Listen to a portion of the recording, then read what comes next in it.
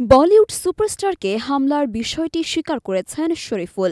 তিনি মূলত ডাকাতির উদ্দেশ্যে অভিনেতার বাসায় ঢুকেছিলেন বলে দেশটির গণমাধ্যমে দাবি করা হয়েছে। পুলিশের বরাতে প্রতিবেদনে একাধিক মিডিয়া বলেছে, অবৈধভাবে ভারতে এসেছিলেন শরীফুল। মুম্বাইয়ের পুলিশ কর্মকর্তা দীক্ষিত গেদম জানান, আনুমানিক মাস পাঁচেক ভারত আসেন শরীফুল। গত ৫ মাস বিভিন্ন জায়গায় থাকার পর মুম্বাইয়ে যান দিন ১৫ আগে।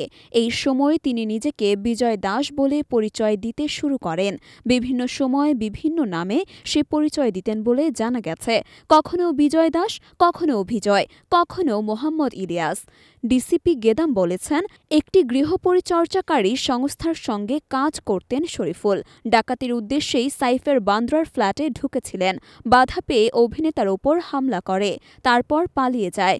৩০ বর্ষী শরীফুল মুম্বাই শহরের থানে নামের এলাকায় কেয়ারটেকারের কাজ করতেন। পুলিশ তাকে শহরের হিরানন্দী স্টেটের একটি লেবার ক্যাম্প থেকে গ্রেফতার করে।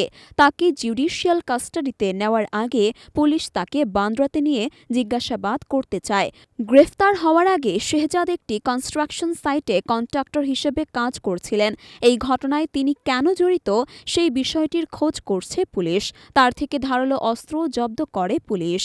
নবাব খ্যাত সাইফ আলী খান গত বুধবার গভীর রাতে নিজ বাড়িতে দুষ্কৃতকারীর হাতে আক্রান্ত হওয়ার পর এখন হাসপাতালে শয্যাশায়ী। তাকে অস্ত্রোপচার করানো হয়েছে। এখন তিনি নিরাপদে আছেন বলে জানিয়েছেন চিকিৎসকরা।